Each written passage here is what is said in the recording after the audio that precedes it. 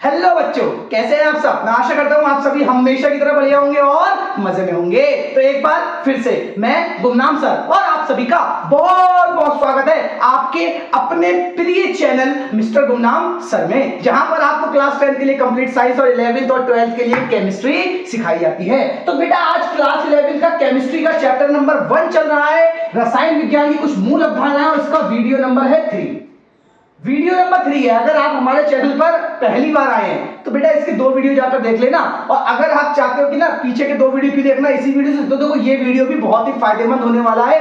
इस वीडियो से पता है क्या होगा, क्योंकि अगर आप केमिस्ट्री पढ़ रहे हैं, आप फिजिक्स पढ़ रहे हैं, दोनों ही सब्जेक्टों में क्या होता है ना, हमें एक चीज की बहुत जरूरत पड़ती है, न्यूमेरिकल्स को सॉल्व करने के लिए कैलकुलेशंस कैसे की जाए और कैलकुलेशन में क्या क्या चीजें चेंजेस होते हैं, कैसे क्या करा जाता है। तो वो सारी चीजें आज हम इस वीडियो में सीखने वाले हैं। वैसे तो भाई ये इस चैप्टर का हिस्सा भी है अगर देखा जाए तो, लेकिन क्या है ना, इस चैप्टर में भी न्यूमेरिकल बेस्ड है और अदर भी कुछ चैप्टर्स हैं। तो ये बेटा क्लास 11 के लिए भी फायदेमंद होने वाला है, क्लास 12 के लिए भी फायदेमंद होने वाला है, और कंपटीशन लेवल के लिए भी अगर आप तैयारी कर रहे हैं ना तो फायदेमंद रहने वाला है आपके लिए। किसी भी प्रकार की कैलकुलेशन में सब में काम में आएगा ये, ठीक है। तो अगर आप बेटा हमारे चैनल के माध्यम से पढ़ाई कर रहे हैं तो बस कॉपी और पेन लेकर बैठ जाना। जैसे कि मैं हमेशा बोलता हूं, सुंदर से नोट्स बना लेना। जिस क्लास से आप पढ़ाई कर रहे हैं आपको क्लास 10 के वीडियोस भी मिल रहे हैं, 11 के भी मिल रहे हैं, 12 के भी मिल रहे हैं। तो जिससे भी आप पढ़ाई कर रहे हैं तो आप उसके नोट्स सुंदर से जरूर बनाना, जिससे आप अच्छा स्कोर कर सको। 95 प्लस नंबर आपके हर हाल में आ ही जाने हैं अगर आप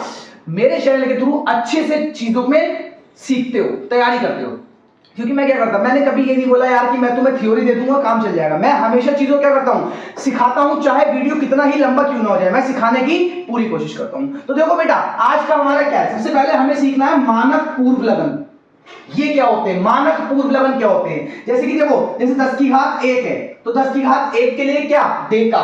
डेका को प्रदर्शित किससे करते हैं, डीए। मतलब अगर कहीं पर लिखा हो कि जैसे बोल दिया 25 डेका लिखा हो, 25 डेका, या वो लिख देगा 25 डीए, इसका मतलब है 25 डेका दे रखा है। और डेका की घात कितनी होती है, डेका की घात होती है 10 की घात 1, तो इसका लगा देंगे 25 डेका की जगह लगा दो 10 की घात 1। 10 की घात 1 का मतलब 10, तो 25 की 10 से गुणा कर दो तो ये हो जाएगा 250।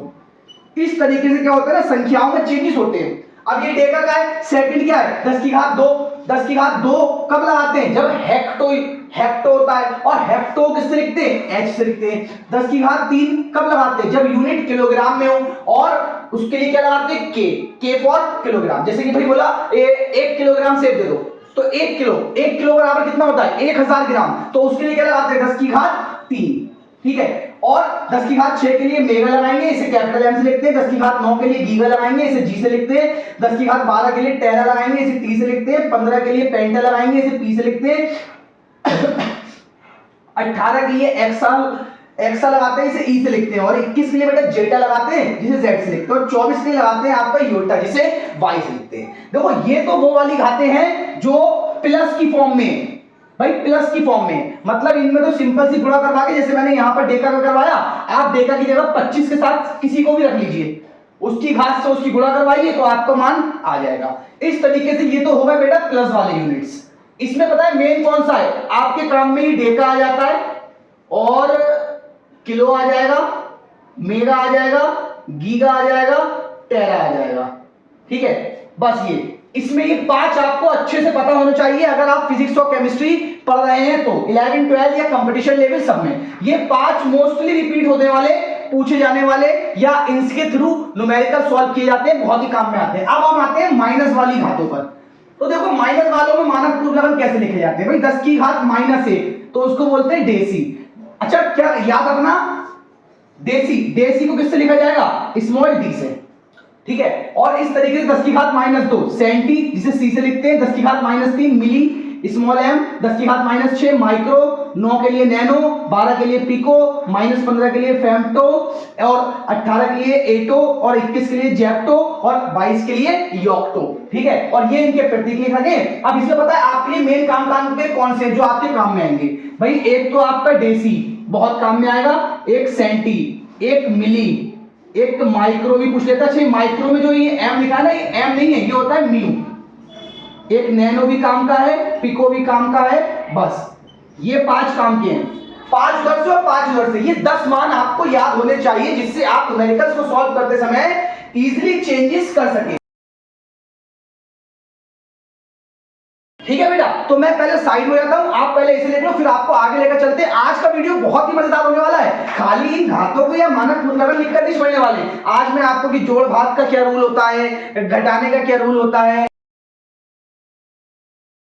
दशमलव बिंदु कब हटाए जाते हैं, कब पीछे बढ़ाए जाते हैं, कब आगे बढ़ाए जाते हैं, हर चीज सिखाने वाला हूं। बस आप क्या करो बेटा, जल्दी से पहले इसे नोट करो, फिर आगे बढ़ते हैं। अब देखो बेटा, अगला टॉपिक क्या है, व्युत्पन्न मात्रक। देखो इसके नाम में ही क्या है, व्युत्पन्न, मतलब जो किसी से उत्पन्न हुए, मतलब वो खुद नहीं बने, वो किसी और से उत्पन्न हुए, व्युत्पन्न। व्युत्पन्न का मतलब ही होता है किसी और से मिलकर बनना या किसी और से उत्पन्न होना, व्युत्पन्न मात्रक। तो क्या होता है ना, जो मूल मात्रक होते हैं, मूल मात्रकों की गणनाओं से प्राप्त होने वाले मात्रक व्युत्पन्न मात्रक कहलाते हैं। याद रखना बेटा, मूल मात्रकों की गणनाओं से प्राप्त होने वाले मात्रक व्युत्पन्न मात्रक कहलाते हैं। भाई जैसे कि क्षेत्रफल है, क्षेत्रफल है, क्षेत्रफल क्या होता है, लंबाई गुणा चौड़ाई, इतना तो सबने पढ़ा होगा। क्षेत्रफल क्या होता है आपका, लंबाई गुणा चौड़ाई। अब ये जो लंबाई गुणा चौड़ाई है, ये इसका क्या है बेटा, मात्रक है। अब इस लंबाई गुणा चौड़ाई को हम व्युत्पन्न मात्रक में बदलते हैं। लंबाई के लिए हम क्या लगा सकते हैं, मीटर, चौड़ाई के लिए क्या लगा सकते हैं, मीटर। अगर हम लंबाई को सेंटीमीटर में नापेंगे तो चौड़ाई को भी सेंटीमीटर में नाप देंगे। तो ये दोनों 2 मीटर मीटर क्या हो गया, मीटर का स्क्वायर। समझ में आया। तो ये जो बेटा बना, ये आपको क्या कहलाया, व्युत्पन्न मात्रक। ऐसे ही आयतन, आयतन क्या होता है बेटा, आयतन होता है लंबाई गुणा चौड़ाई गुणा ऊंचाई, यही तो होता है आयतन, लंबाई गुणा चौड़ाई गुणा ऊंचाई। अब अगर आप इसे मीटर में नाप रहे हैं या सेंटीमीटर में नाप रहे हैं, वो आपके ऊपर डिपेंड करता है। सपोज हमने इसे मीटर में नापा तो लंबाई मीटर में, चौड़ाई मीटर में और ऊंचाई भी मीटर में। तीनों को मापेंगे जब तो एक ही यूनिट में मापेंगे, ऐसा नहीं करेंगे कि हमने लंबाई माप ली मीटर में, चौड़ाई माप ली सेंटीमीटर में। ठीक है, तो सही नहीं आएगा आपका आंसर। तो यहां पर 3 है तो ये जाएगा मीटर क्यूब। इस तरीके से मोलर आयतन, अच्छा मोलर आयतन जो होता है ना, वो होता है आयतन बटे में मोल। मोलर आयतन का मतलब होता है आयतन बटे में मोल। अब जो आयतन बटे में मोल है, आयतन, आयतन का मात्रक अभी आपने लिखा लंबाई गुणा चौड़ाई गुणा ऊंचाई, तो आयतन का मात्रक लिखो लंबाई गुणा चौड़ाई गुणा ऊंचाई। ठीक है, और बटे में, और मोल का मात्रक क्या होता है, मोल ही होता है मोल का मात्रक। अब लंबाई गुणा चौड़ाई गुणा ऊंचाई। अब देखो बेटा, लंबाई के लिए मीटर, चौड़ाई के लिए मीटर, ऊंचाई के लिए मीटर, बटे में मोल। ठीक है, अब जो आपका बना 3 मीटर, तो मीटर क्यूब बटे में मोल। ठीक है, या इस मोल को आप जब ऊपर ले जाएंगे तो हो जाएगा मीटर क्यूब मोल इनवर्स। ठीक है, इस तरीके से। तो ये जो बने बेटे, ये जो नए मात्रक इसके आ गए, इनकी बदौलत वो ही क्या कहलाएंगे, व्युत्पन्न मात्रक कहलाएंगे। इस तरीके से आप किसी का भी व्युत्पन्न मात्रक निकाल सकते हैं, और हम करते भी हैं यार, यूज करते भी, बस हमें मतलब नहीं बताता कि हम निकाल के रहे हैं, वो कहलाते हैं व्युत्पन्न मात्रक। अब देखो मूल मात्रकों की परिणामियां, भाई जो ये मूल मात्रक है, क्षेत्रफल, आयतन, मोलर आयतन, भाई मूल मात्रक कहां से आए, कि लंबाई गुणा चौड़ाई गुणा ऊंचाई या सेकंड मीटर जो भी है, कहां से आए। तो देखो इसके लिए ना कई सारी पद्धतियां बनी। भाई पहले 2 पद्धतियों का इस्तेमाल होता था पुराने समय में, फिर उसके बाद में क्या हुआ, कुछ और नई पद्धतियां बनती चली गई, जैसे कि एक सीजीएस पद्धति बनी, एक एफपीएस पद्धति बनी, एक एमकेएस पद्धति बनी, एक एसआई पद्धति बनी। तो अपने सिलेबस में ये जो नंबर 4 वाली है ना एसआई पद्धति, ये आपकी एनसीईआरटी की बुक में, हिंदी मीडियम में एनसीईआरटी की बुक में ये वाली अपने सिलेबस में है। इन केमिस्ट्री, रसायन विज्ञान की कुछ मूल अवधारणाओं वाले चैप्टर में है, और ये आपको फिजिक्स में भी पढ़ाई जाती है। तो ठीक है बेटा, तो देखो क्या है ना, ये वाली तो देखो इसमें क्या है भाई, सीजीएस पद्धति में जैसे कि सेंटीमीटर ग्राम सेकंड ये बताया गया, एफपीएस पद्धति में कुछ लिख रखे मैंने, बाकी और में फुट है, पाउंड है, सेकंड है, एमकेएस में मीटर किलोग्राम सेकंड। ठीक है, तो ये पद्धतियां आप फिजिक्स वगैरह में पढ़ लेंगे, और बाकी अपने सिलेबस में एसआई पद्धति है तो बेटा आगे पढ़ा देंगे, सब्र रखो, क्योंकि अभी मैं यहाँ पर ऐसा ही पद्धति नहीं पढ़ाने वाला, अभी मुझे बहुत सारी चीजें ऐसी पढ़ानी है जो आपकी कैलकुलेशन में मदद करेंगी। तो बेटा ये आपका व्युत्पन्न मात्रक हो गया। अगर आप सुंदर से नोट्स बना रहे हो तो व्युत्पन्न मात्रक को भी वहां पर लिख लीजिए, फिर मैं आगे आपको कुछ और मजेदार चीजें सिखाता हूं। पहले आप इसे नोट,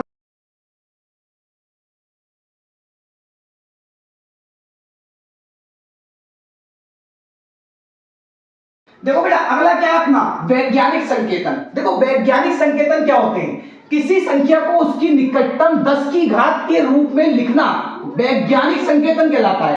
मतलब किसी भी संख्या को 10 की घात के रूप में लिखना जो उसके निकट की हो, निकटतम 10 की घात के रूप में लिखना वैज्ञानिक संकेतन कहलाता है। निकटतम से मतलब क्या होता है ना कि हम किसी भी तरीके से ये जो दशमलव पॉइंट है ना, इसको क्या करें, इसको ऐसा बना दें कि ये जो सबसे पहली संख्या हो, जैसे कि यहाँ पर सबसे पहली संख्या 1 है, यहाँ पर सबसे पहली 3 है, यहाँ पर सबसे पहली संख्या कौन सी है 5 है, और यहाँ पर सबसे पहली संख्या कौन सी है 8। मतलब 1 से लेकर 9 तक ऐसी संख्याएं जहां से संख्या शुरू हो रही हो, उस संख्या के बाद दशमलव को पहुंचाना कहलाता है वैज्ञानिक संकेतन। जैसे कि पहला वाला एग्जांपल है, अब यहां पे देखो पॉइंट लिखा है 125 के बाद, लेकिन मुझे बनाना है इसे क्या वैज्ञानिक संकेतन, मतलब निकटतम 10 की घात के रूप में लिखना है। तो 10 की घात के रूप में कैसे बनेगा, ये जो पॉइंट इसका यहां है वो मैं इसकी पहली संख्या के बाद ले आऊं। अगर मैं इस पॉइंट को 2 स्थान पीछे लाऊंगा तो ये हो जाएगा 1.253, ऐसे लगा हो जाएगा 1.253, क्योंकि पॉइंट को मैंने 2 स्थान पीछे खिसकाया। अब जब पॉइंट को 2 स्थान पीछे खिसकाया तो साथ में तो कुछ ना कुछ घटा होगा ना, क्या घटेगा बताइए। देखो याद रखना, जब पॉइंट को इधर ले आते हैं लेफ्ट साइड, तो जो घातें आती है ना, जैसे पॉइंट कितने स्थान पीछे था 2 स्थान, तो 10 की घात 2 आ जाएगा। और जब पॉइंट्स को आगे बढ़ाते हैं तो घात आती है माइनस की। जब पीछे लाएंगे तो घात आएगी प्लस की, जितने स्थान पीछे लाओगे उतनी 10 की घात, और जब आगे बढ़ाएंगे तो घात आएगी माइनस की। जैसे कि यहां पर है ये वाला, देखिए ये लिखा है। अब मुझे क्या करना है, इस वाले पॉइंट को जो भी पहली संख्या हो उसके आगे पहुंचाना है। मतलब मुझे इस पॉइंट को पहुंचाना है यहां 5 के पास में पहुंचाना है। तो जब मैं इस पॉइंट को यहां पहुंचाऊंगा तो ये बनेगा तो 5.1। अब घातें कितनी आएंगी, देखो मैंने क्या बोला, अगर पॉइंट को पीछे करा तो घात प्लस की आती है। अब इसमें पॉइंट्स मैं आगे की ओर ले गया, जब मैं आगे की ओर ले गया कितने स्थान आगे ले गया, देखो यहां था 1 2 3 4 5 स्थान आगे गया, तो 10 की घात माइनस के 5। जब आगे की ओर ले जाएंगे तो घात माइनस की, जब पीछे की ओर लाएंगे तो घात प्लस। और ये वाला पोर्शन देखो कैसे कर सकते हो, जैसे कि ये लिखा है 0.000051। जब हम पॉइंट हटाते हैं तो सबको पता होगा नीचे 0 बढ़ाते हैं। भाई कितने पॉइंट हैं 6, तो हम लिख देंगे 10 की घात 6। जब इसे ऊपर ले जाएंगे तो ये हो जाएगी ये रह जाएगा 51, तो 51 गुणा 10 की घात माइनस की 6। लेकिन हमें पॉइंट्स के रूप में बनाना है तो एक घात यहां से कम करो, ये हो जाएगा 5.1 इंटू में 10 की घात माइनस के 5। तो ऐसे करके हम लोग सॉल्व करते हैं वही चीज ये। जैसे इसका अगला वाला है ये लिखा है, अब पॉइंट कहां पर है, मुझे इस पॉइंट को इस 8 के आगे ले जाना है। क्यों, क्योंकि 8 ही वो संख्या है जो संख्या की शुरुआत करेगी, 0 के बाद पहली संख्या। अब क्या होगा, जैसे ही यहां पर लेकर आएंगे तो ये तो बन जाएगा 8.71। कितने स्थान आगे बढ़ाया 1 2 3, तो 10 की घात माइनस के 3।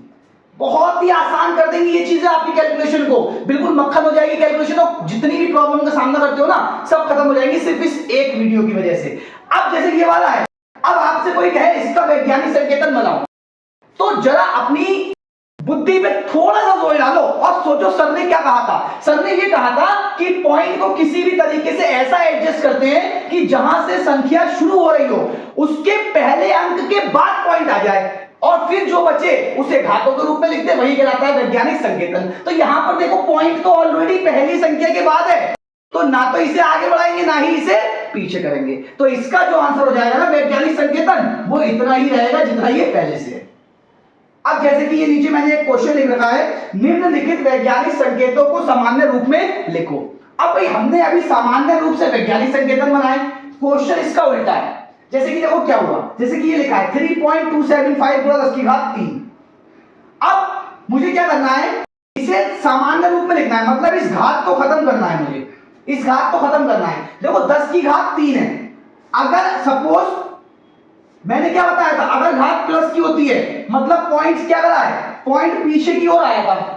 अब जब इस घात को खत्म करना है तो पॉइंट कहां जाएगा, आगे की ओर जाएगा। जब घात लगाना थी तो पॉइंट पीछे की ओर लाए, अब इस घात को खत्म करना है तो आगे की ओर जाएगा। क्यों, जब ये पॉइंट हटाएंगे तो नीचे कितने जीरो बढ़ जाएंगे, 1 2 3, इन 3 जीरो से ये 10 की घात 3 कैंसिल हो जाएगा, तो आपका बचेगा 3275। क्लियर, यही चीजें तो यार कैलकुलेशन में मदद करने वाली हैं। कितना आसान है। अब जैसे सेकंड वाला देखिए, सेकंड वाला लिखा क्या है 9.78 गुणा 10 की घात -3। जब मैं इसके पॉइंट को हटाऊं, नीचे 2 जीरो बढ़ाऊं, इसे मैं लिख सकता हूं 10 की घात 2, मैंने इसे 10 की घात 2 लिख दिया। ये प्लस की, ये माइनस की, और प्लस और माइनस कट नहीं सकते। अब ये भी कहां जाएगी, ऊपर जाएगी, और जब ये बटे से ऊपर जाएगी तो ये भी कैसे हो जाएगी भाई, ऐसे करके जब कोई घात लिखी होती है ना, उसे ऊपर ले जाते हैं तो वो हो जाती है माइनस की। तो ये 10 की घात 2 भी ऊपर जाकर माइनस की हो जाएगी, तो हो जाएगा आपका 10 की घात 2 और 10 की घात 3 माइनस के 5 हो जाएगी। तो घात तो खत्म हो नहीं रही है इस केस में, क्योंकि घात माइनस की है। तो क्या करेंगे, तो घात को खत्म करने के लिए इस तरीके का सॉल्व नहीं करेंगे। अब हम घात को खत्म करने के लिए क्या कर सकते हैं, 10 की घात 3 और ये 2 पॉइंट के यानी कि 5 घातें, और जब माइनस की घात होती है तो पॉइंट कहां गया होता है, आगे। अब हम पॉइंट्स को पीछे लेकर आएंगे, कहां लेकर आएंगे, पीछे। भाई सपोज 10 की घात 3 है, अगर मैं इसे नीचे ले जाऊं, अगर मैं इसे नीचे ले जाऊं, इसे लिख दूं 9.78 गुणा में 10 की घात 3। भाई जब ऊपर आने पर माइनस की हो रही थी तो नीचे जाने पर प्लस की भी तो हो जाएगी। अब मैंने इसका पॉइंट हटाया, 2 घातें और बढ़ाई, तो नीचे टोटल घातें कितनी हो गई, 10 की घात 5। अब मुझे 5 घातें खत्म करनी, तो पॉइंट कहां जाएगा, पीछे की ओर। 1 2 3 4 5, यहां लगाएंगे पॉइंट, पॉइंट के पहले 1 जीरो और लगा दो, तो ये संख्या बन जाएगी 0.00978। इस तरीके से बेटा यही चीजें तो कैलकुलेशन में फंसती हैं। आपको पॉइंट हटाने में प्रॉब्लम होती है, आपको पॉइंट लगाने में प्रॉब्लम होती है, और आप तो यही नहीं जानते कि उनको बोलते क्या है, वैज्ञानिक संकेतन बोलते हैं 10 की घात के रूप में जब लिखा जाता है, या पॉइंट्स के बाद में, ठीक है। अब देखो दूसरा क्या है, अगला क्या है, अगला ये है दो, इसमें प्लस की घात है, तो ये तो देखो क्या है, पॉइंट हटाया, नीचे 2 जीरो बनाए, 10 की घात 2 10 की घात 2 कैंसिल, 7001 इसका आंसर हो गया। ये तो आसान था। ये वाला देखो, अरे ये भी आसान है, इसका भी पॉइंट हटाओ, 2 जीरो बढ़ा दो, 2 से 2 कैंसिल, 9873 इसका आंसर हो जाएगा। ये भी आसान है, पॉइंट हटाओ, 0 बढ़ाओ, 0 से 0 कैंसिल, 754 इसका हो जाएगा। हाँ ये वाला बढ़िया है, ये क्वेश्चन बढ़िया है। ये बढ़िया क्यों है, देखो एक चीज याद रखना, इसमें क्या है, पॉइंट के बाद जो संख्या लिखी है ना वो केवल शून्य है, शून्य के अलावा कोई और अंक नहीं लिख रखा है। तो जब ऐसा होता है ना कि पॉइंट के बाद सभी संख्या शून्य हो तो उनकी कोई वैल्यू नहीं होती है। क्यों नहीं होती है, देखो 2 के बाद 0 है, अगर मैं नीचे 2 जीरो बढ़ाऊंगा तो इन 2 जीरो से यही 2 जीरो तो कट पाएंगे, तो ये रह गया 99, और 10 की घात कितनी है, 2 माइनस के, जब इसे नीचे लेकर आऊंगा ये माइनस वाली, तो पॉइंट कहां जाएगा, पीछे जाएगा, तो ये हो जाएगा 0.99। आगे वाले डबल जीरो हटा दो। भाई इसका देखो 10 की घात 2 है, पॉइंट हटाया, 1 जीरो बढ़ाया, 1 से 1 कैंसिल हो गई, अब ये बचेगा 58 1 गुणा 10, ये एक ही घात तो कैंसिल हुई थी, लिख तो साथ में गुणा करके 1 जीरो हो गया आंसर आपका। ठीक है, तो पहले आप इसका स्क्रीनशॉट लो, ले लिया, स्क्रीनशॉट ले लिया। अब देखो बेटा ये भी आपका वैज्ञानिक संकेतन भी खत्म हो गया है। अब मैं आपको आगे लेकर चलता हूं, दूसरी चीज सिखाते हैं।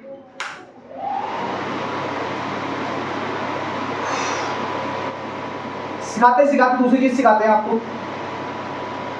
तो देखो बेटा अगली चीज क्या है आज की हमारी, अगली चीज है हमारी यथार्थता, जिसको बोलते हैं एक्यूरेसी। भाई क्या होती है, देखो किसी भौतिक राशि के, ध्यान से देखना, किसी भौतिक राशि के प्रायोगिक मान उसके वास्तविक मान के जितने समीप होते हैं, इसको याद रखना। मतलब जो उसका प्रायोगिक मान है और वास्तविक मान के जितना करीब होगा उसकी यथार्थता उतनी ही अधिक होगी। अगर वो समीप होगा तो यथार्थता अधिक होगी, और अगर वो उसके वास्तविक मान से जितना दूर होगा तो उसकी यथार्थता उतनी ही कम हो जाएगी। बाकी एक पॉइंट है आपका परिशुद्धता। तो परिशुद्धता क्या होता है, किसी भौतिक राशि के विभिन्न प्रायोगिक मानों की आपस में समीपता को परिशुद्धता कहते हैं। मतलब क्या हो ना, ऐसे मान जो आपस में समीप हो, आपस में समीप हो। जैसे कि देखो एक क्वेश्चन मैंने लिख रखा है, इस क्वेश्चन से दोनों बातें आपको क्लियर हो जाएंगी और आसानी से सीख जाओगे। तो क्या होगा, जैसे कि एक क्वेश्चन दिया है, एक बॉक्स का वास्तविक भार 100 ग्राम है। क्या क्वेश्चन है, एक बॉक्स का वास्तविक भार 100 ग्राम है, 4 बच्चों द्वारा उस वस्तु का भार ज्ञात किया जाता है जो निम्न है। 4 बच्चों ने एक एक्सपेरिमेंट करा और ये है वो एक्सपेरिमेंट, और इनको एक वस्तु दी गई थी जिस वस्तु का भार जो था वो कितना था, उस वस्तु का भार जो था वो आपका 100 ग्राम था। अब इन्होंने प्रयोग करा, भाई यहां पर 4 बच्चे हैं, ध्यान से देखना 4 बच्चे हैं, 1 2 3 और एक नीचे वाला 4। देखो पहले बच्चा जो है वो ABCD, आप चाहो तो नाम हो सकता है ABCD। तो A नाम का जो बच्चा है उसने एक्सपेरिमेंट 3 बार किया। पहली बार उसका जो बॉक्स का भार आया वो 90 ग्राम आया, दूसरी बार 95 ग्राम आया, तीसरी बार 80 ग्राम आया। जब इसने तीनों बार का देखा तो क्या करते ना, जब कोई प्रयोग करते हैं तो उसकी कई बार जांच करते हैं, कई बार उसके मानों को चेक करते हैं, फिर जो बार बार जो मान आ रहे होते हैं उस मान का निकालते हैं औसत, और जो औसतन मान होता है वही हम अपने प्रयोग का आंसर मान लेते हैं। तो देखो क्या होता है भाई, यहां पर ए ने पहले 90 ग्राम निकाला, फिर 95 ग्राम, फिर 80 ग्राम। अब क्या हुआ, देखो 90, 95, 80 तीनों को जोड़ दो, औसत कैसे निकालते हैं, जितनों को जोड़ते हैं। अब ये तीन है ना अलग अलग मान, इन तीनों को जोड़ो और तीन मान है, नंबर ऑफ मान कितने हैं, तीन, तो जितने मान होते हैं उतने से डिवाइड कर देते हैं। पहले आप 90, 95, 80 को जोड़ना, फिर 3 से डिवाइड कर देना, तो आपका इतना आ जाएगा 88.33 ग्राम। ठीक है, तो इनका हल ये आया। बी वाले ने करा, उसने 98 ग्राम पहली बार में, फिर 95 ग्राम, फिर 80 ग्राम, इसने भी औसत निकाला तो इसका 91 ग्राम आया। फिर सी वाले ने करा, सी के भी 3 मान आए, उसको औसत जो आया 75 ग्राम आया। और डी वाले ने भी अपने प्रयोग को किया और उसका एक बार मान आया 99 ग्राम, दोबारा आया 95 ग्राम, तीसरी बार आया 87 ग्राम। लेकिन बॉक्स का वास्तविक भार कितना है, 100 ग्राम वास्तविक भार। तो देखो किसी के भी प्रयोग में एक्चुअल 100 नहीं आया है, क्योंकि प्रयोग में क्या होता है ना, मान लगभग निकट आते हैं, एग्जैक्ट नहीं आता जल्दी, लगभग निकट आते हैं। तो भाई यहां पर इसका कितना आया 93.66 ग्राम, जो उसका औसत निकल कर आया। अब इस क्वेश्चन में हमसे दो चीजें पूछी गई हैं, ये लिखा है हमसे दो चीजें पूछी गई हैं, सबसे अधिक यथार्थता बताइए, एक्यूरेसी, और सबसे अधिक क्या बताइए, परिशुद्धता बताइए। देखो एक्यूरेसी क्या होती है, क्या बताया, किसी भौतिक राशि के प्रायोगिक मान उसके वास्तविक मान के जितने समीप होते हैं। अब क्या है ना, इन सबका औसत चेक करो, ये वाला औसत चेक करो, जिसका औसत इसके 100 ग्राम के नजदीक होगा उसकी यथार्थता सबसे अधिक होगी। जैसे 100 ग्राम के नजदीक देखो, इन चारों में सबसे नजदीक कौन है, ये वाला दिख रहा 93, और 93 वाले बच्चे का नाम क्या है, डी। मतलब डी वाले की जो बच्चे का प्रयोग है उसकी यथार्थता जो है वो उसके वास्तविक मान के लगभग कैसी है, देखो प्रायोगिक मान जो इसका था वो उसके वास्तविक मान के समीप आया। ठीक है, तो इसकी यथार्थता सबसे अधिक होगी। अब आप इसे कोई इसी में पूछ दे कि किसकी यथार्थता सबसे कम होगी, तो जिसका सबसे दूर रहा हो, तो सबसे दूर किसका रहा, 75 वाले का रहा, तो इसकी यथार्थता सबसे कम होगी। बस इसी को बोलते हैं यथार्थता। अब परिशुद्धता भी इसी क्वेश्चन में पूछी गई है, सबसे अधिक परिशुद्धता क्या किसकी होगी। अब परिशुद्धता होती क्या है, किसी भौतिक राशि के विभिन्न प्रायोगिक मानों की आपस में समीपता को परिशुद्धता कहते हैं। आपस में समीपता को परिशुद्धता कहते हैं। अब देखो भाई प्रायोगिक मान, तो इसका जो आंसर हो जाएगा ना वो आपका ये हो जाएगा 91 वाला, और 91 वाला बच्चा कौन सा है, बी। अब बी क्यों हुआ, क्योंकि ये एक्चुअल पूरा मान है। देखो जो 100 ग्राम दिया गया था वो पॉइंट्स में नहीं दिया गया था, एक्चुअल मान में दिया गया था, और यही इसका 91 क्या है, एक्चुअल मान है। तो बेटा ये आपको अभी यथार्थता और परिशुद्धता, इसी तरीके से यथार्थता और परिशुद्धता के बारे में आप अच्छे से अध्ययन कर सकते हैं। अब देखो अभी तो पहले साइड में, तो पहले आप इसे लिख लो, स्क्रीनशॉट ले लिया। अब देखो स्क्रीनशॉट लेकर लिख लिया करो, बाद में आसानी से कोई दिक्कत नहीं है। नोट्स में हर चीज लिखना जिससे नोट्स अच्छे बन सके, ये कंपटीशन लेवल में बहुत काम में आने वाला है कैलकुलेशन के वर्क में। अब अभी तक तो जो सीखा ना वो इतना इंपॉर्टेंट नहीं था, क्योंकि मैंने वीडियो की स्टार्टिंग में इंपॉर्टेंट चीज रखी ही नहीं। अब इसका इंपॉर्टेंट भाग आने वाला है, जो वीडियो को यहां तक देखता हुआ आया है अब वो जानेगा कि वीडियो में मजेदार चीज जो उसके काम की है। भाई सार्थक अंक किसे कहते हैं, सार्थक अंक की गणना कैसे करते हैं, कि जोड़ और घटाना कैसे होता है, ठीक है, राउंडिंग ऑफ कैसे करते हैं, अब ये चीजें सीखेंगे। ठीक है, तो चलिए लेकर चलते हैं आपको आगे और सिखाते हैं। देखो बेटा आज का जो अपना अगला टॉपिक है वो है सार्थक अंक। बहुत ही इंपॉर्टेंट टॉपिक है ये, और न्यूमेरिकल्स में इसकी बहुत जरूरत पड़ती है सार्थक अंक की। और सार्थक अंक की जो गणनाएं होती है ना, जैसे कि जोड़ घटाना या राउंड फिगर, वो सब इसी में लिंक होता है। अभी सीखेंगे सब। पहले सार्थक अंक सीखते। सार्थक अंक होते क्या, इसको बोलते हैं सिग्निफिकेंट फिगर। अब देखो होते क्या है, किसी भौतिक राशि में उपस्थित वे अंक जिनके द्वारा उस भौतिक राशि को पूर्ण यथार्थता से प्रदर्शित किया जा सके सार्थक अंक कहलाते हैं। सार्थक अंक कहलाते हैं। देखो सार्थक अंक की डेफिनेशन पे इतना मत जाइए, अभी देखो आपको समझ में आ जाएगा सार्थक अंक के निर्धारण के नियम क्या होते हैं। देखो निर्धारण के नियम क्या होते हैं, शून्य को छोड़कर सभी अंक सार्थक अंक होते हैं। जैसे कि हमने पढ़ा होगा सभी संख्याएं किससे मिलकर बनती हैं, 1 2 3 4 5 6 7 8 9, 10, 0 से स्टार्टिंग चलती है ना, तो ये 9 जो है ना 9 संख्या है 0 से 9 तक, तो ये 0 को छोड़कर बाकी सब संख्याएं सार्थक संख्या कहलाती है। देखो शून्य को छोड़कर सभी अंक सार्थक अंक होते हैं। दूसरा पॉइंट क्या है, सबसे पहले आने वाले 0 सार्थक अंक नहीं होते, मतलब जो 0 पहले आ जाए वो सार्थक अंक नहीं होते, और बाद में आने वाले 0 सार्थक अंक होते हैं, और बीच में आने वाले 0 भी सार्थक अंक होते हैं। मतलब बस सार्थक अंक कब नहीं होते, जब 0 पहले आ जाए, और 0 को छोड़कर सभी सार्थक अंक होते हैं। दो बातें याद रख लो, बस नीचे वाली दो छोड़ लो तो चलेगा, बस पहली क्या याद रखनी है, शून्य को छोड़कर सभी सार्थक अंक होते हैं, और दूसरा क्या रखना, सबसे पहले आने वाले 0 सार्थक अंक नहीं होते। जैसे कि आप एग्जाम्पल पे आइए, मैंने देखा 1 2 3 4 5 6 7 8 9, इसमें सार्थक अंक कितने हैं, 1 2 3 4 5 6 7 8 9, 9 के 9 सार्थक अंक है।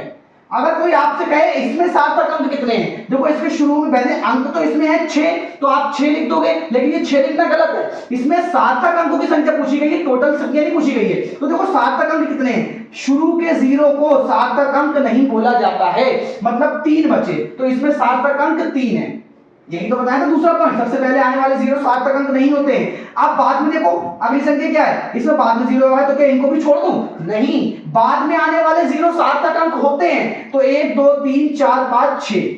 अब जैसे ये वाली संख्या है, इसे हम बोलेंगे 342, लेकिन इसको क्या 342 बोल सकते हैं, नहीं, ये है इकाई, दहाई, सैकड़ा, हजार, 10,000, लाख, 3,42,000 बोला जाएगा इसको। ठीक है, अब इसको देखो, इसके बीच में 0 आ गए, तो क्या इन 0 को छोड़ दिया जाए, ये सार्थक अंक नहीं होंगे। बीच के और बाद वाले 0 सार्थक अंक होते हैं, क्योंकि इससे संख्या बढ़ जाती है। अब देखो क्या है भाई, 1 2 3 4 5 6, तो इसमें सार्थक अंक कितने, 6। अब इस संख्या को क्या पढ़ेंगे, इकाई, दहाई, सैकड़ा, हजार, 10,000, तो 3,42,000।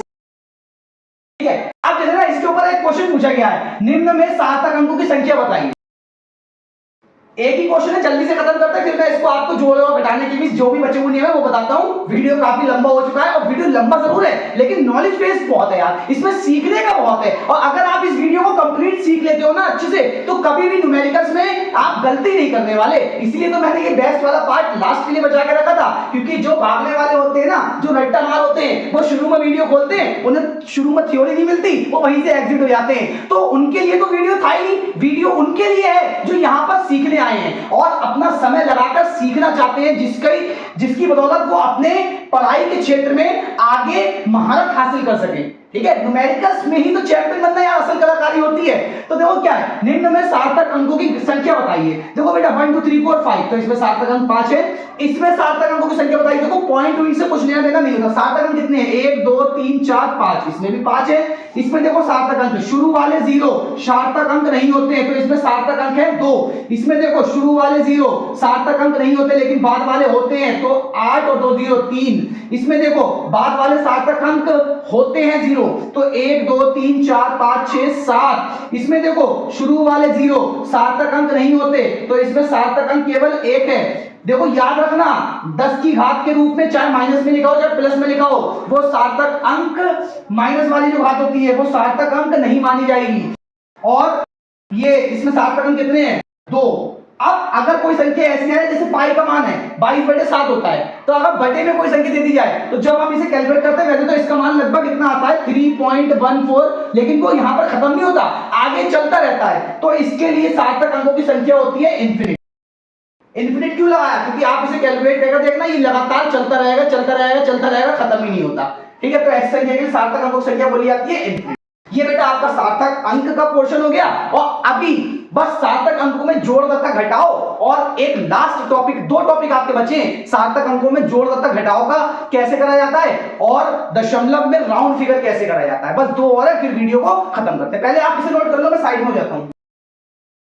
देखो बेटा अगला टॉपिक क्या है, गणनाओं में सार्थक अंक, और यही हमारा आज का सबसे इंपॉर्टेंट टॉपिक है, गणनाओं में सार्थक अंक। बहुत काम का है, अभी पीछे पता सार्थक अंक क्या होते हैं। देखो गणनाओं में सार्थक अंक का क्या रोल होता है, या तो गणना करते समय हम जोड़ या घटाव करते हैं, या गणना करते समय हम गुणा या भाग करते हैं। यही 4 चीजें तो हमारी कैलकुलेशन में रिपीट होती रहती है, जोड़ या घटाना, गुणा तथा भाग। अब देखो जोड़ या घटाने में सार्थक अंक का क्या रोल होता है, जोड़ने व घटाने के बाद उत्तर में सार्थक अंकों की संख्या उतनी होनी चाहिए जितनी की जोड़ी या घटाई गई संख्या में दशमलव के बाद न्यूनतम हो।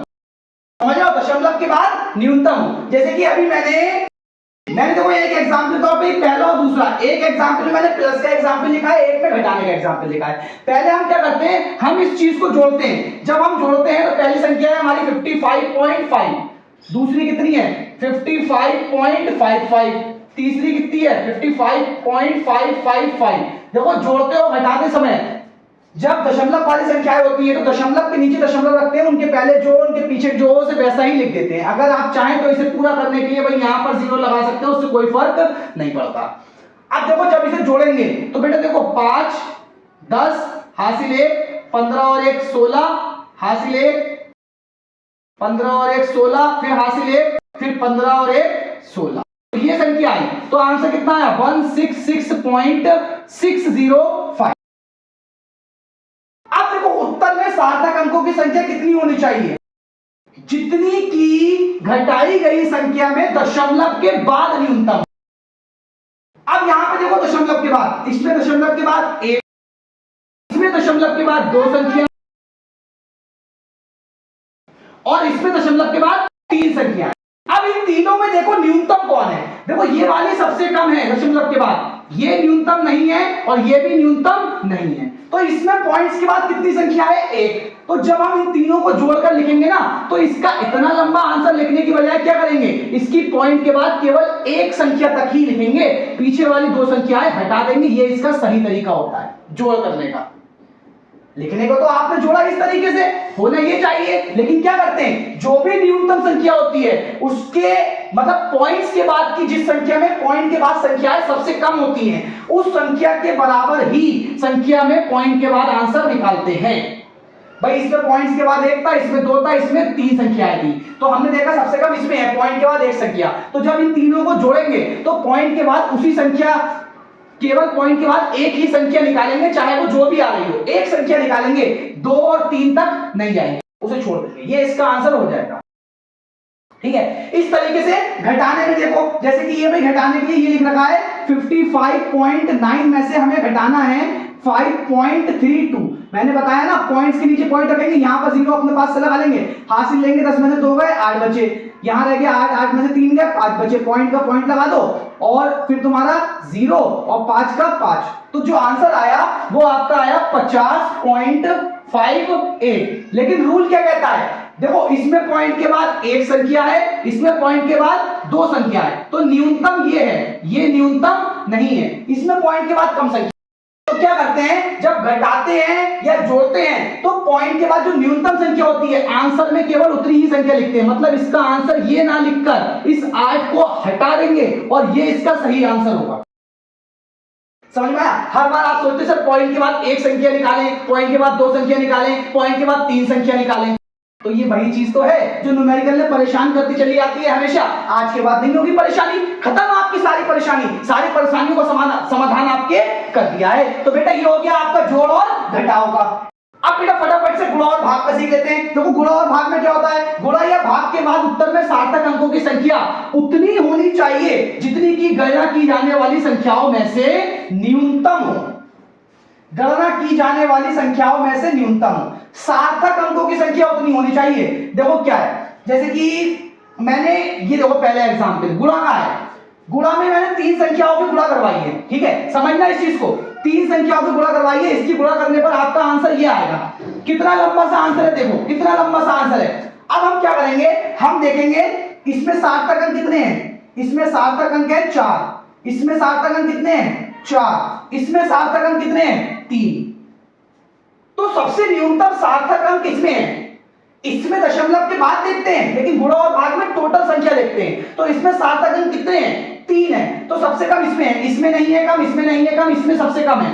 तो इस संख्या के बराबर ही सार्थक अंक का आंसर होना चाहिए। कैसे होना चाहिए भाई, देखो यहां पर जैसे ये आंसर है, अब इस आंसर में देखो हमें 3 संख्या तक ही आंसर बनाना है और ये आंसर जो जा रहा पॉइंट्स में जा रहा। अब आप सोचेंगे 3 के बाद पॉइंट लगाना जरूरी है, अगर पॉइंट का आंसर आ रहा, लेकिन इसका आंसर केवल हम इतना लिख सकते हैं जो कि होगा 904।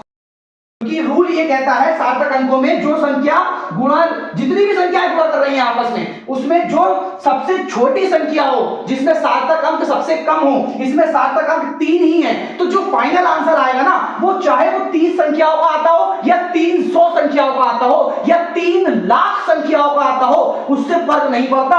जितने न्यूनतम होंगे 3 संख्या का आंसर लिखकर हम छोड़ देंगे 904, ये इसका राइट आंसर हो जाएगा। आज के बाद होगी कैलकुलेशन में दिक्कत, लगाने में दिक्कत होगी, कब पॉइंट्स निकालना है कब नहीं निकालना है, कब पॉइंट के बाद 2 संख्या निकालना है कब 1 संख्या निकालना है। ये आपका गुणक हो गया एग्जांपल। एक भाग का भी समझ लीजिए, जैसे मैंने 0.0, इसमें देखो, इसमें सार्थक अंक कितने हैं 2, क्योंकि भाई पहले वाला 0 सार्थक अंक नहीं होता है, अभी पीछे पढ़ाया। इसमें सार्थक अंक कितने हैं 4। भाई चाहे इसकी इससे भाग करवा लो या इसकी इससे करवा लो, जैसे जो आप सीख सकते हो। मैंने इसकी भाग इससे करवाई है, तो ये आंसर आया। अब इस आंसर में देखो बेटा, यहां पर न्यूनतम कौन है, न्यूनतम सार्थक अंक इसमें है, इसमें नहीं है, क्योंकि इसमें 2 है, इसमें 4 है। अब न्यूनतम वाले जो सार्थक अंक होते हैं उतना ही बड़ा आंसर आना चाहिए। तो आप क्या ये सोचेंगे कि इसका आंसर 0.0 होगा, क्योंकि 2 है तो 2 संख्या का आंसर 0.0, तो गलत सोच रहे हैं आप। क्योंकि अगर पहले वाली संख्या इधर सार्थक अंक नहीं थी तो इधर भी तो नहीं होगी। तो 2 संख्या जहां से सार्थक अंक स्टार्ट हो रहे हो, तो इसके सार्थक अंक स्टार्ट हो रहे हैं यहां से, 1 और 1 2, तो इसका जो आंसर बनेगा वो बनेगा 0.072। मतलब पॉइंट के बाद 3 संख्या तक जाना पड़ जाएगा। क्यों जाना पड़ जाएगा, क्योंकि सार्थक अंक हमें 2 लाना थे और पहले वाले 0 की कोई औकात नहीं होती है। ये बेटा इसका आंसर बना। आप इसे 0.07 लिखकर नहीं छोड़ सकते, लिखेंगे 0.072। यही रूल तो नहीं पता होते लोगों को यार, वो पढ़ रहे हैं, वो सब कुछ कर रहे हैं, कैलकुलेशन कर रहे हैं, जितना मन करता है जो आसान पड़ी उसकी 3 संख्या निकाल दी, कहीं 1 निकाल दी, कहीं 2 निकाल दी। ऐसे नहीं होता है, ठीक है। तो ये बेटा आपका हो गया है जोड़ तथा घटाओं में सार्थक अंक और गुणा तथा भाग में। यही 4 कैलकुलेशन अपनी काम में आती है। एक और चीज आती है, कब पिछली वाली संख्या हटाकर पहले वाली संख्या राउंड फिगर की जाए। बस लास्ट टॉपिक और है, फिर ये आपका टॉपिक खत्म हो जाएगा और आज की क्लास समाप्त हो जाएगी। पहले आप इसका स्क्रीनशॉट लो। देखो बेटा, ये आपका आज का लास्ट टॉपिक है जिसका नाम है निकटन सन्निकटन, या जिसको इंग्लिश में बोलते हैं राउंडिंग ऑफ, राउंड फिगर करना जिसको बोलते हैं, ठीक है। देखो इसकी जरूरत बहुत पड़ती, कई बार क्या होता है जैसे हम आंसर कैलकुलेट करते हैं तो पॉइंट के बाद ना लंबी संख्या आ रही हो या 3 4 5 संख्या आ रही है, पॉइंट के बाद जो भी संख्या आ रही हो, तो क्या करते हैं ना, दशमलव के बाद 2 संख्याओं में आंसर छोड़ते हैं। तो आगे वाली संख्याओं को खत्म करने के लिए कई बार संख्या में 1 अंक बढ़ा देते हैं, कई बार घटा देते हैं। तो ये उसी चीज के ऊपर है, निकटन और सन्निकटन, बहुत काम में आता है, बहुत ही इंपॉर्टेंट टॉपिक है, ये बहुत ही इंपॉर्टेंट टॉपिक है सभी कैलकुलेशंस के लिए। और किसी भी क्लास में पढ़ाई कर रहे हो तो उसके लिए भी ये HSDMI highly superly most important topic है। और आज के वीडियो का भी सबसे ज्यादा इंपॉर्टेंट टॉपिक एक ये और एक सार्थक अंकों वाला। बस अब इसमें क्या है, जैसे कि निकटन और सन्निकटन में देखो बस 5 बातें याद रखनी है। देखो पहला पॉइंट क्या है, यदि छोड़ा जाने वाला अंक 5 से छोटा हो तो और रखा जाने वाले अंक में कोई बदलाव नहीं करते हैं। अगर छोड़ा जाने वाला अंक 5 से छोटा है, जैसे कि यहां पर देखो, जैसे कि ये लिखा है 7.92। अब हम चाहते हैं हम इसके आगे वाली संख्या को खत्म कर दें, इसे राउंड फिगर कर लें, लेकिन ये जो लास्ट वाला अंक है ये 5 से छोटा है, ये 5 से छोटा है। तो अगर ये 5 से छोटा है तो अंक में भाई इससे पहले वाला जो अंक होगा, लास्ट वाले को खत्म करते हैं, पहले वाले को सेम लिखते हैं। तो लास्ट वाला अगर 5 से छोटा है तो जो इसके पहले वाली संख्या है उसमें कोई बदलाव नहीं करेंगे, इसका आंसर लिख देंगे 7.9। इस तरीके से दूसरा पॉइंट देखो, यदि छोड़ा जाने वाला अंक 5 से बड़ा हो तो रखे जाने वाले अंक में 1 की वृद्धि कर लेते हैं। देखो क्या है भाई 7.92 था, यहां पर देखो क्या है 7.86। क्या है, लास्ट वाला अंक देखो, लास्ट वाला अंक 5 से बड़ा है नहीं है, 5 से बड़ा है। अगर 5 से बड़ा है और इसे छोड़ना है तो जो इसके पहला वाला अंक है उसमें 1 कर लेंगे, पहले वाला अंक 8 है तो वो हो जाएगा 9। अगर बाद वाला अंक 5 से बड़ा है तो पहले वाली संख्या में 1 प्लस कर देते हैं। इस तरीके से तीसरा पॉइंट देखो, यदि छोड़ा जाने वाला अंक 5 है, अब ये अलग है, यदि छोड़ा जाने वाला अंक खुद 5 है, भाई बड़े का केस सीख लिया, बड़े का केस सीख लिया, छोटे का केस सीख लिया। अब इसमें खुद अंक 5 है तथा 5 के बाद कोई अशून्य अंक हो। अशून्य अंक का मतलब है कि शून्य को छोड़कर कुछ भी हो, किसको छोड़कर, 0 को छोड़कर कुछ भी लिखा हो, 1 2 3 4 5 6 7 8 9, तो रखे जाने वाले अंक में 1 की वृद्धि कर लेते हैं। जैसे कि ये देखो, इसका एग्जांपल मैंने लिख रखा है, ये एक संख्या है 15.0752। ये देखो, मुझे पॉइंट के बाद 2 संख्या तक लिखना है, आंसर इतना लिखना है, तो मुझे इन संख्याओं को छोड़ना है। अब मुझे 5 को भी छोड़ना है, 5 को छोड़ना है, लेकिन 5 अगर होता है ना, अगर 5 के पीछे कोई संख्या नहीं लिखी होती तो ना इसे बढ़ाते ना ही इसे घटाते, लेकिन यहां पर 5 के पीछे एक संख्या लिखी है 2 और वो अशून्य अंक है, मतलब शून्य को छोड़कर कोई भी संख्या हो 1 से लेकर 9 तक। तो क्या करेंगे, जो इसके पहले वाला 7 है, 5 और ये दोनों, और इसके पहले वाला 7 है, उसमें 1 की वृद्धि हो जाएगी, वो हो जाएगा 8, 15.0। समझ में आया बेटा? अब इसका लास्ट वाला देखो, चौथा वाला, यदि छोड़ा जाने वाला अंक 5 है, उसके बाद 0 है तथा रखा जाने वाला अंक सम संख्या है, सम संख्या है, तो अंक में नो चेंज। जैसे क्या है, जैसे कि एक एग्जांपल लिख रखा है। अब इसमें देखो भाई, मुझे इसका आंसर इतना बनाना है भाई, लास्ट संख्या जो है मुझे 5 और 0 को छोड़ना है, लेकिन 5 के पीछे, अभी देखो रूल पड़ा, 5 के पीछे जब कोई संख्या लिखी हो 1 से लेकर 9 तक, और ये रूल है जब 0 लिखा हो, तो यहां पर 0 आ गया, इसका मतलब 5 के पीछे 0 आ गया, और 5 के पहले जो संख्या है वो कैसी है, सम संख्या। और सम संख्या कौन सी होती है बेटा, सम संख्या होती है जैसे कि आपकी 2, 4, 6, 8, इस तरीके से, जो 2 को छोड़कर लिखी जाए। तो इसके पहले जो संख्या है वो सम है, 2 है, तो भाई कोई बदलाव नहीं करेंगे, इसे 2.2 ही लिख देंगे। अब जस्ट देखो, इसका उल्टा केस क्या होगा, जब 5 के पीछे 0 भी हो और पहले आ जाए विषम संख्या, तो ये वाला पॉइंट है, 5 के पीछे 0 हो, पहले आ जाए विषम संख्या। और विषम संख्या कौन सी होती है बेटा, विषम संख्या आपकी होती है जैसे कि 1, 3, 5, 7, 9 हो गई, ठीक है, इस तरीके से, तो ये आपकी विषम संख्या होती है। अब देखो, 5 के पीछे 0 और 5 से पहले विषम संख्या, तो बेटा 1 की क्या कर लेंगे, वृद्धि कर लेंगे, तो ये हो जाएगा 3.8। ठीक है, ये आपका हो गया निकटन और सन्निकटन। एक बार रिपीट कर देता हूं, पांचों नियम क्या है। देखो, पहला पॉइंट, अगर पॉइंट जिस संख्या को हम छोड़ रहे हैं वो संख्या 5 से छोटी है, 5 से छोटी है, तो उसके पहले वाली संख्या में कोई वृद्धि नहीं करेंगे, ऐसा ही लिख देंगे। अगर संख्या बाद वाली जिसे हम छोड़ रहे हैं वो 5 से बड़ी है, तो पहले वाली संख्या में 1 की वृद्धि कर देंगे। तीसरा पॉइंट क्या है, अगर जब छोड़ने वाली संख्या में खुद 5 है और 5 के पीछे 1 से लेकर 9 तक कोई भी संख्या लिखी है, वहां पर 0 ना लिखा हो, 1 से लेकर 9 तक कोई भी संख्या लिखी हो, ठीक है, तो क्या करते हैं, उसके पहले वाली संख्या में 1 की वृद्धि कर लेते हैं। अगर 5 सेम केस है, 5 है और 5 के पीछे 0 आ जाए, तो चेक करते हैं, जब 5 के पीछे 0 आता है तो 2 केस होते हैं, उसके पहले वाली संख्या सम है या उसकी पहले वाली संख्या विषम है। अगर पहले वाली संख्या सम है तो उसमें कोई चेंजेस नहीं करेंगे, उसे उतना ही लिख देंगे। अगर पहले वाली संख्या विषम है, फिर चाहे वो 1 ही क्यों ना हो, तो उसमें 1 की वृद्धि हो जाएगी। बहुत ही इंपॉर्टेंट पॉइंट है बेटा, ये स्क्रीनशॉट ले लो, पहले जरा ले लिया, स्क्रीनशॉट ले लिया। अब देखो बेटा, यार ये होगा यहाँ पे क्या, देखो आज की क्लास में मेरे हिसाब से तो जो बच्चा केमिस्ट्री पढ़ने आया होगा उसने ये सोचा होगा, यार इतना तो पढ़ डाला लेकिन केमिस्ट्री तो कहीं आई नहीं। तो बेटा ये भी केमिस्ट्री का ही हिस्सा है, केमिस्ट्री में मैथ भी अच्छे तरीके से साथ में चलती है। तो केमिस्ट्री में जो न्यूमेरिकल्स आते हैं ना, वहां पर इन सबकी जरूरत पड़ती है। यार जगह जगह कंफ्यूज होते हो, कहां पे राउंड फिगर करना है, कहां पे नहीं करना है, कहां पे छोड़े, कहां पे क्या करें, तो वही चीज तो है। तो ये वीडियो आपके लिए बहुत ही काम का है, अगर आप क्लास 11 में पढ़ाई कर रहे हो, 10th में कर रहे हो या 12th में कर रहे हो, सभी के लिए बहुत ही इंपॉर्टेंट वीडियो था ये, जिससे आपकी कैलकुलेशन काफी मजबूत हो जाएगी। तो बेटा अगर वीडियो अच्छा लगा है और आपको लगता है ये टॉपिक आपके फायदे का था और अच्छे से सिखाया गया है, तो बेटा वीडियो को लाइक करो और साथियों के साथ शेयर करो। और अगर कोई प्रॉब्लम है तो मुझे कमेंट करके जरूर बताना, और वीडियो को उन साथियों के साथ शेयर करना जो कोचिंग वगैरह में जाकर किसी कारणवश पढ़ाई नहीं कर पा रहे हैं, या जहां वो पढ़ाई कर रहे हैं वहां उन्हें समझ में नहीं आ रहा है। हर किसी के साथ शेयर करने से कोई फायदा नहीं है। बहुत सारे तो यहाँ ऐसे आए होंगे जो शुरू में ही वीडियो से एग्जिट कर गए होंगे, क्यों, वीडियो लंबा है और शुरू में चल के रहा है कुछ भी नहीं, लास्ट के लिए तो हमने रोक के रखा था। तो ये स्पेशल बच्चों के लिए जो लास्ट तक आए और वीडियो को अच्छे से देखें और जान सके कि उनके फायदे की चीज क्या है। तो बेटा इसी के साथ मैं आपसे अलविदा लेना चाहूंगा, फिर मुलाकात होगी आपसे एक नए और धमाकेदार वीडियो के साथ।